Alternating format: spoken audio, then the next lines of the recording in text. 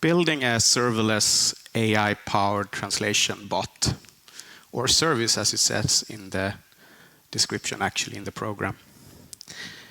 This talk is based on a solution that I have built for my own personal tech blog, where I built a serverless pipeline that does some very interesting things with AI. Today, we will not have a slide-heavy presentation. Instead, we will focus a lot on building a pipeline here from stage. AI is basically all around us nowadays. Text-to-speech, translations, personalized ads, and a lot more use cases. With generative AI getting a major boost in interest, AI has also skyrocketed.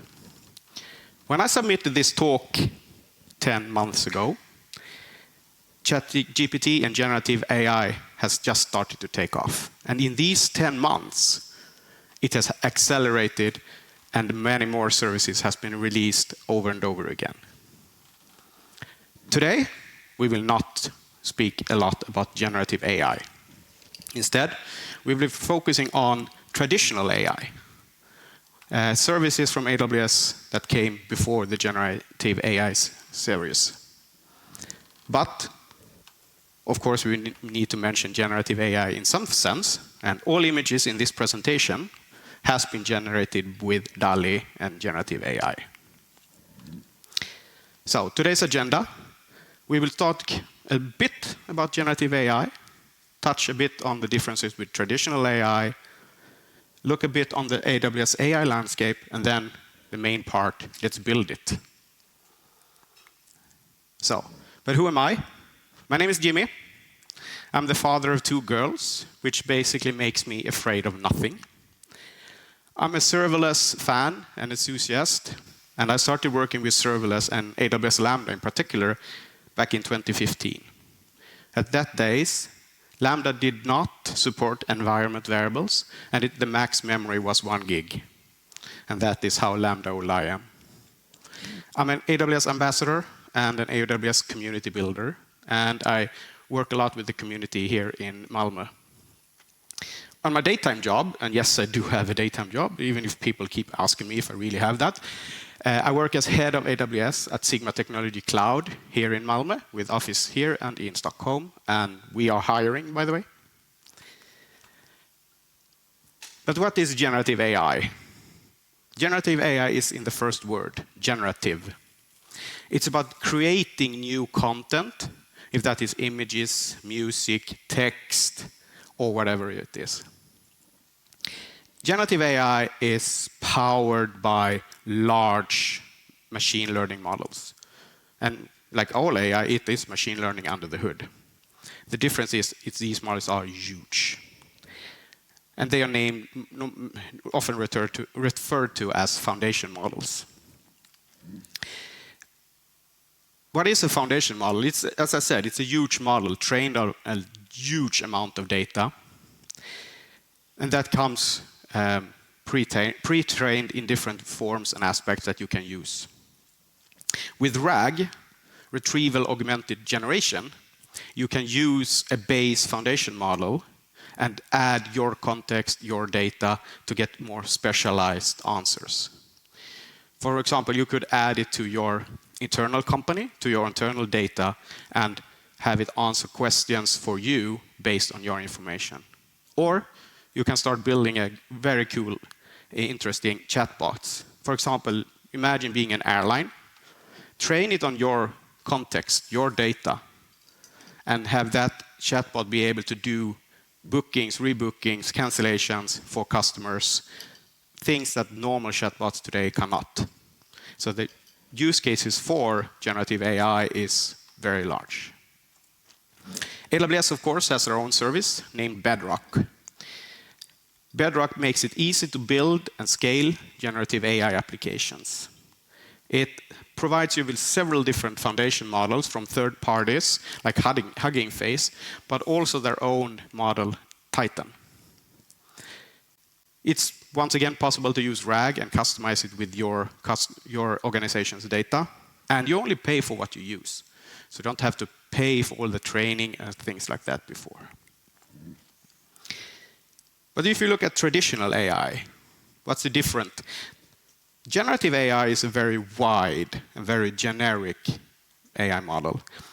The old traditional AI models are very specific. They're very experts. They are expert on one small thing, like text translation or text-to-speech. They are fast, often very much faster than generative AI, and they are often less expensive as well. So if you take a combination of generative AI and traditional AI, you could actually build very interesting solutions. One solution that AWS mentions in one of their blog posts is if you have generative AI creating and generating images for you, you don't have control exactly on what's generated. Maybe there is content generated that you do not want to be displayed, nudity and things like that. What you then can do is you can take the generated image and you can feed that into Amazon's image recognition services, and with that you can filter out and moderate generated images from your generative AI model. So together they form a very interesting use cases. If you take a look at the Amazon machine learning stack, because since I said machine learning is what powers AI, on the bottom we have the frameworks and the infrastructure. EC2 instances, CPUs, GPUs. Then we move up and have machine learning services like SageMaker and Canvas and things like that. Moving then up to the AI services. We have text extract, comprehend, translate to manipulate text. We have Poly for text-to-speech. And we have the more specialized, that is for Kendra for search, or personalized for ads, for example. In this picture, coming from AWS themselves, we don't have Bedrock and generative AI. Bedrock was released just a couple of weeks ago, actually. So that is still missing in this picture. What's really good with this, as I see it with the AWS services when it comes to AI, is that you don't have to be an expert in AI to use AI. You can use Amazon's services to build very interesting AI use cases. So, quick intro. What are we building? Because that is why we're here. We're going to build stuff. This is a quick architecture overview. What we're going to build is a Slack bot.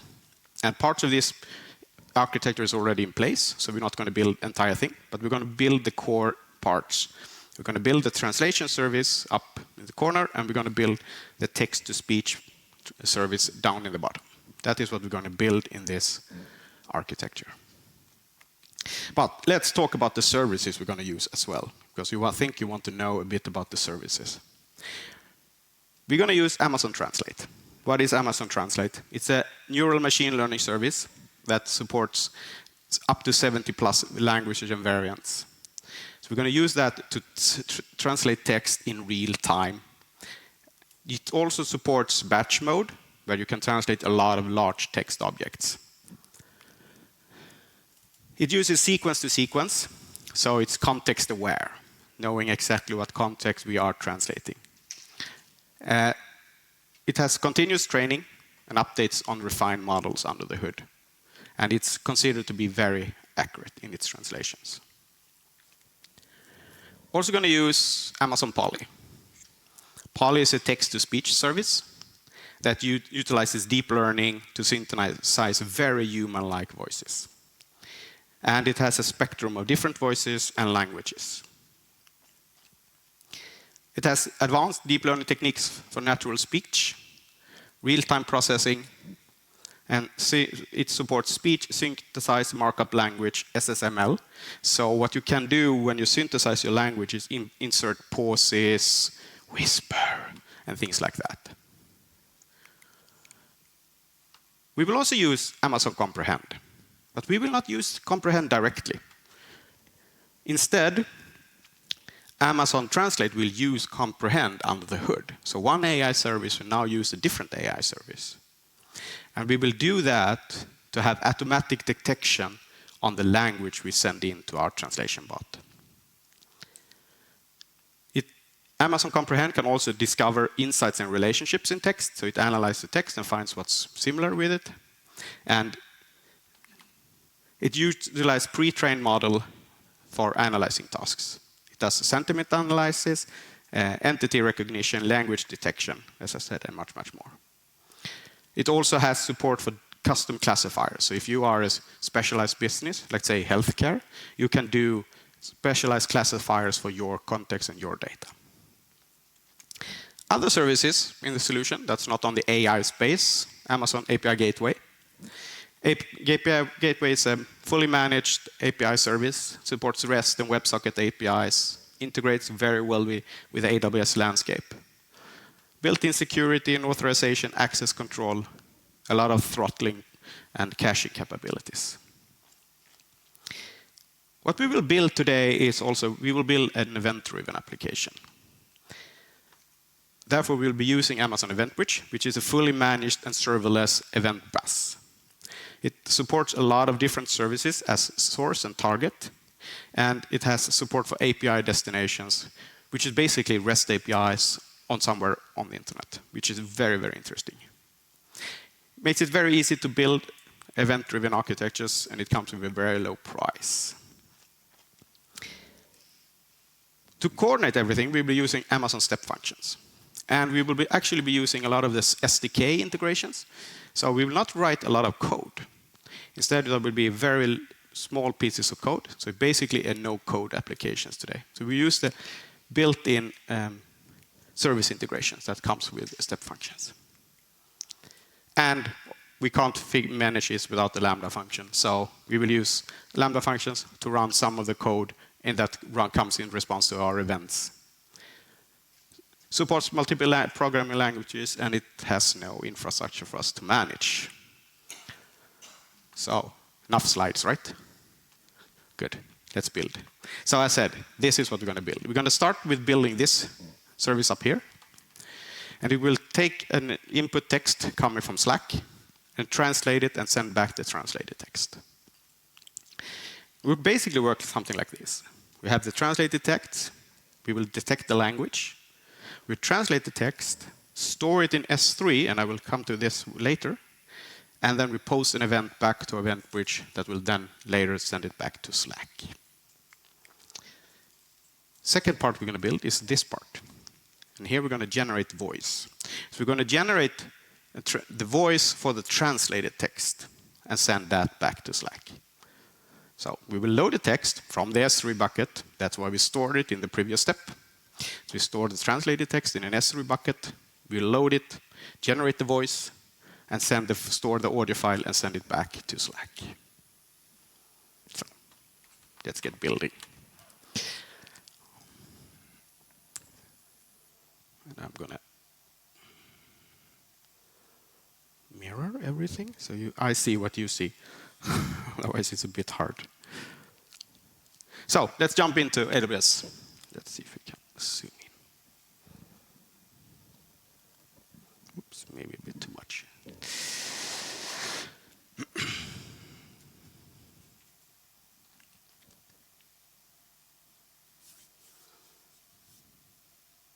You know that this is really brave, right? Building stuff on stage. Okay, as I said, we're going to do some text translations. So let's start.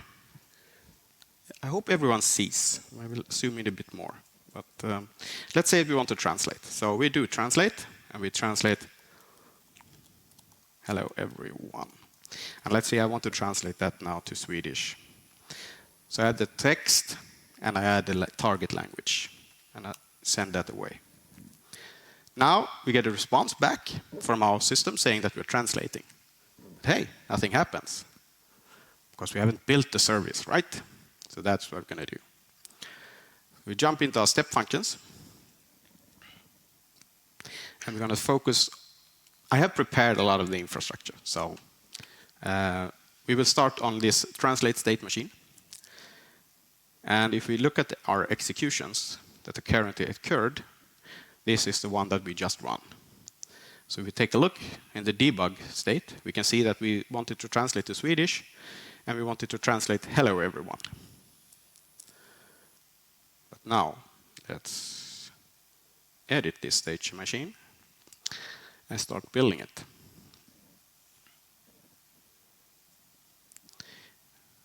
First of all, what we need to do now, of course, we would need to add a translation state. Okay? So let's do that. And here I'm going to actually use the Workflow Studio, which is actually one really, really powerful part of Amazon console. So I'm going to add a translate text, because that is what we want to do. We want to have some source code, the source language code and target language code and the text. The source language code, we will just set that to auto, like that. Oh, sorry, I'm missing one step, sorry.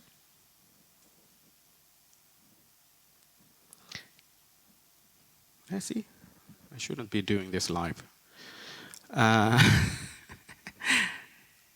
As you saw in our debug state here, the language is actually in an array. So what we want to do is we want to iterate over this array. We want to do that in our step function as well. So the very first step we need to do is add what's called a map state. In this map state, we will tell it here, we will tell it that we want to use an inline way to iterate. We can also use a distributed way. The distributed way is for high-speed translation, like CSV files, or you want to process that. But I want to use the inline. I want to provide a, that is called, I have cheating, because I don't want to type everything today.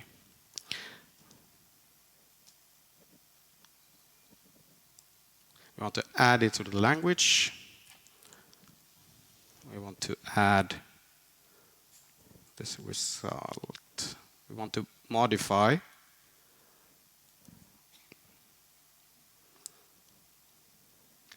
we want to modify our items with the item selector, and the reason for that is because we need to fetch the target language from our runtime.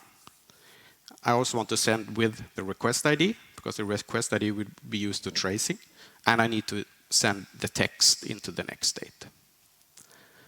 Then we can, of course, as you see, you can just drag and drop. Now we can do the text translation. And as I said, the text translation want to have the language code for the source and target and the text. So let's just fetch that a bit quickly, because that's not type. Like that. So I've set the source to auto, and that will indicate that it will call comprehend to fetch the language. I will fetch the language code from our target language that is being set in the map state, and I want to add the text. So if I save this, let's see what happens.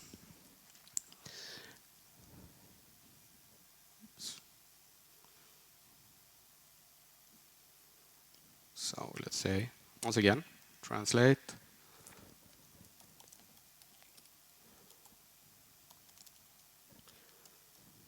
I want to translate to Swedish. Once again, we get translating, but once again, we don't get anything back. So let's move to our runtimes. And we can see that we have now actually done a translation. We can see that the output is weirdly spelled hello, since I couldn't spell correctly. But we didn't send it back, and that we're still missing the part where we'll be sending information back to Slack. As I said, we will be building an event-driven application, so we will do that.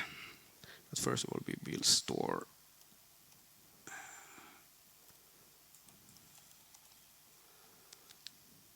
to do a copy. I think.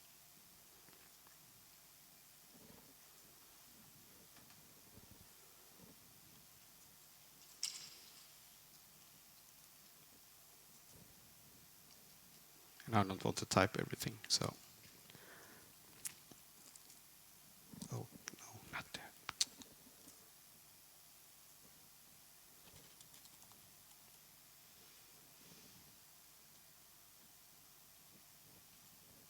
I want to put an object in S3, not copy it, since I don't have one. So, like that. So I want to store the translated text that came from the previous state. I want to store it into a special demo bucket, and here I use the intrinsic function format to say that, okay, I want to store it under request ID, target language, and then in the file text. From this one, we want to make sure we have correctly output.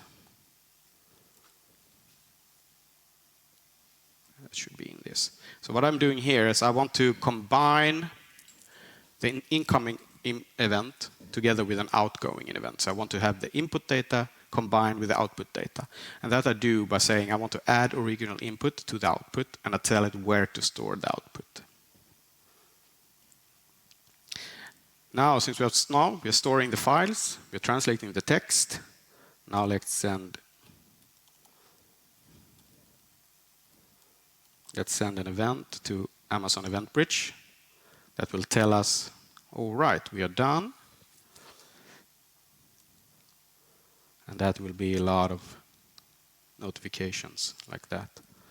And I also want to make sure I discard stuff.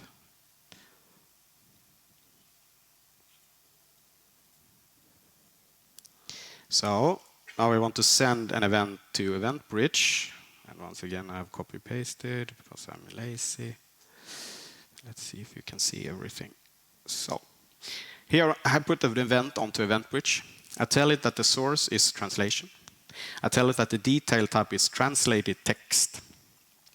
So that is the source coming from our translation service. The actual event is called text is translated. And I tell it where to find the translated text. This will now invoke our notification service that is already built in this architecture. The notification service will pick up this event and post it back to Slack.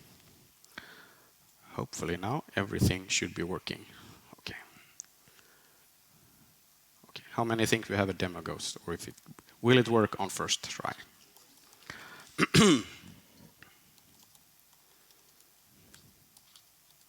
So let's spell hello correctly this time. Translate hello everyone to Swedish. Translating. And we get our language back. Worked. So let's see. Let's try something more. A bit more. All right. So as I said, we can detect the language. So let's say, let's write it in Swedish.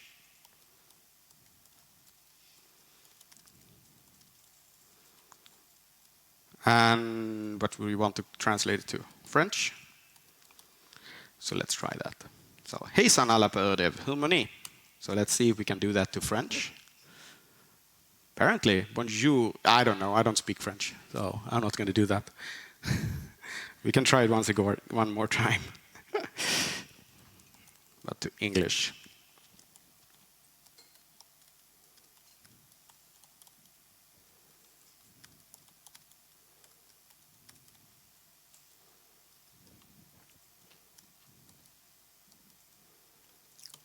So let's translate it to British English, and we get, hello everyone at Øredev, how are you guys doing? Sounds right. As I said, that's a translation service, so now basically we can translate a lot of different texts. And this is one part I'm using in my blog. So I'm writing my blog in English, and I'm experimenting with translating the entire blog into different languages that I then can publish in French, German, Spanish, and so on. When I use Translate for doing that, I need to tell it a lot of things, like I don't want you to translate these sentences, I don't want you to do this. And you can do that adding tags in the text in your translation to saying that do not translate. I don't want you to try and translate a term that is only available in English, or like a service name and I don't want it to try and translate that. So that's possible. So that's one part I experimented with my blog. Now, voice. I told you, I promised you some voice, right? Let's see if we can do that. So let's skip out of the translation state machine. And instead we go back and we look at our voice state machine. Our voice state machine has been running a couple of times. And they have been failing. And that is sort of runtime, so we have already been running now. So we have been failing on things like loading our text and stuff like that. It didn't really understand what to do and get the speech synthesizing task. So let's fix this one. It's broken.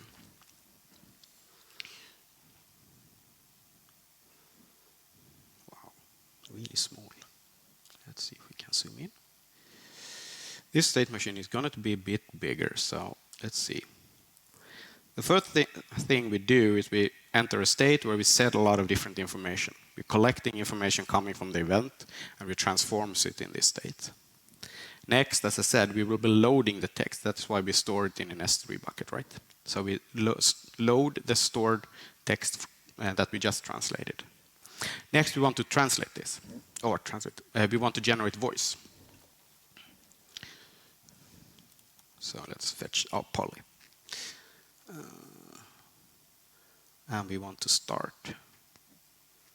Will I drop that correctly? No. Like that. I want to start a speech synthesizing task.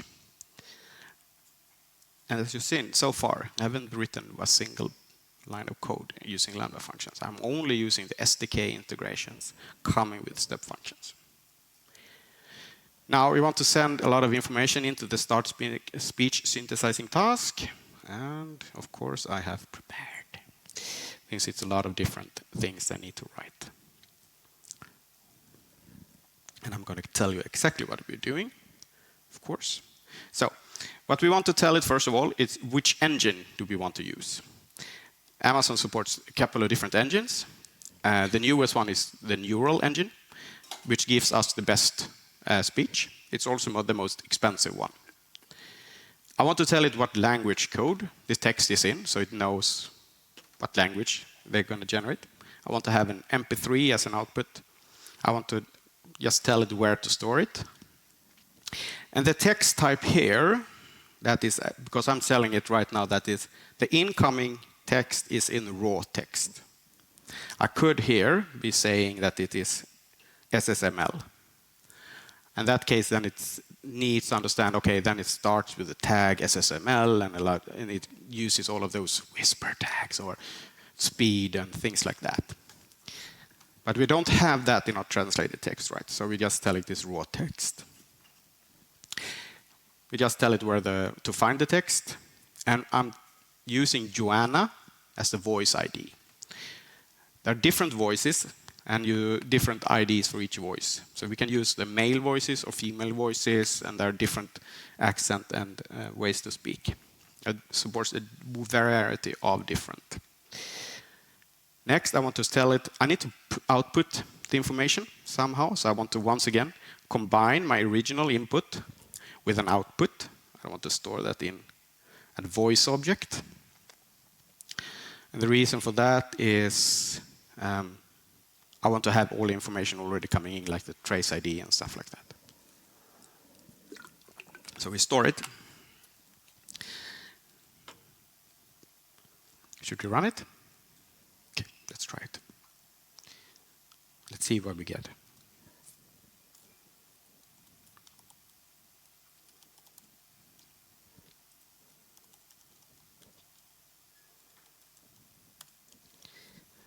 Translating, we will get the text first, hey yalla, and then we don't get anything because we're not sending it back right. So we can jump in, let me refresh, and it's still running. So, oh, just done. So it started to synthesize the speech, and then we have a state, easier to show here. We have a state where we actually want to send, wait for this, because it takes a bit of a while for Poly to generate the speech. So we have a state here that actually waits and checks the status and waits for a couple of minutes or seconds until it tries again. Next, what we want to do, we had a success before. So we have a choice state. The choice state is actually a switch. So what we're going to do, we have, if the result back is completed or success, we will go to the completed state. If it's fail, we got the failed state, and if it's the default, it's not done yet, we just go back to the wait. So now we're going to do our completed state here. And what we want to do, and this is where I messed up before, we want to copy like that. So the output from Poly is actually that it stores the voice in an MP3 file in the destination bucket that I told it. So you remember? I pointed out where in the parameters, I told it where to store the generated voice. But I don't want to have it there. I want to copy it. So I want to copy the S3 object to new destination. And I cheat. So once again, I say where it should store it, where the source is, and I use the intrinsics functions to name it after the voice name, so Joanna in this case. I don't want to keep the output, so I'm throwing away whatever S3 is giving me.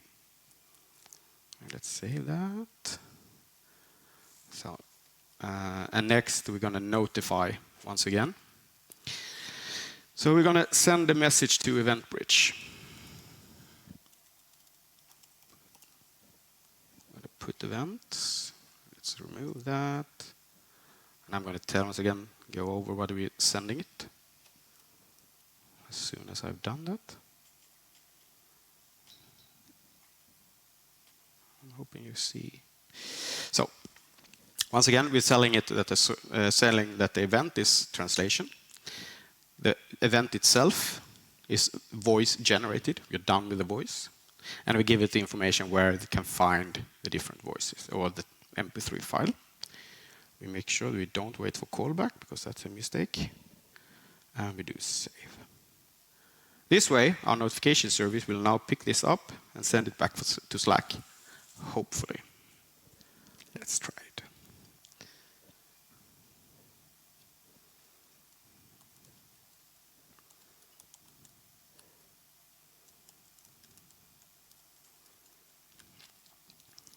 Let's translate from Swedish to English.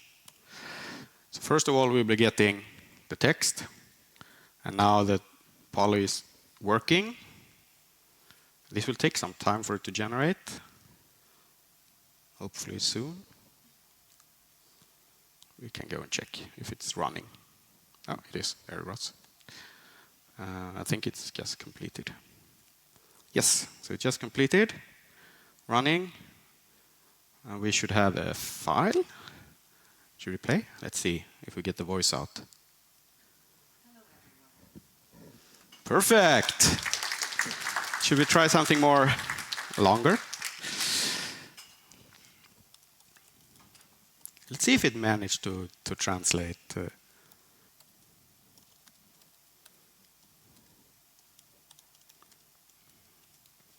let's once again, let's do French and see what it sounds like. Translating. Bonjour, at least. Can I tell it to use Øredev?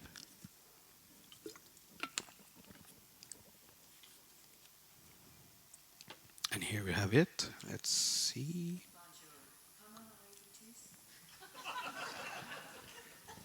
Probably right. I don't know. One last one, just to humor you all.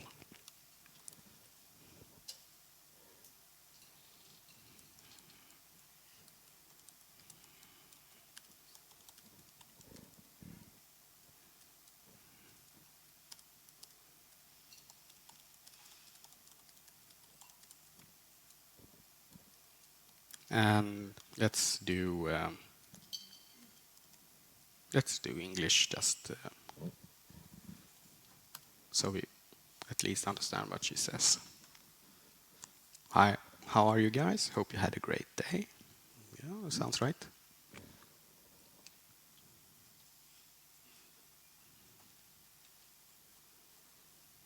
This wait is the worst thing to figure out when during a demo.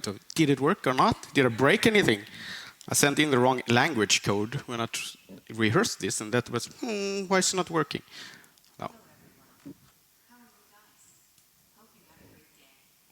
Perfect.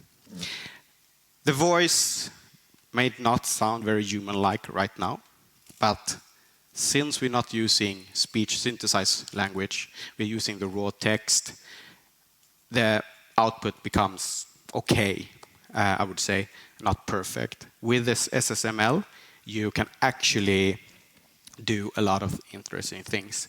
So I told you that I'm doing this, and I'm going to show you what I'm doing. So this is my blog.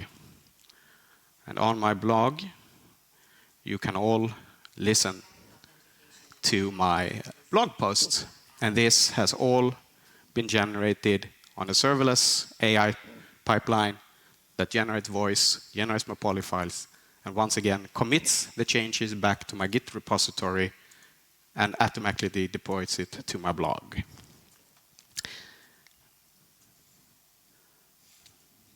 Let's actually do. We're gonna stop mirroring, and we're gonna go back here. Build time, yes, we did that. So just to summarize everything up, we took a look at the AWS services for text and voice generation, AI services. We tried and we succeeded in building a serverless and event-driven application for translating text and generating voice from that translated text. With that, I say thank you very much for listening. Thank you for attention. Follow me on Twitter, connect with me on LinkedIn, and no, I refuse to call it X. Read my blog that you just saw. Thank you.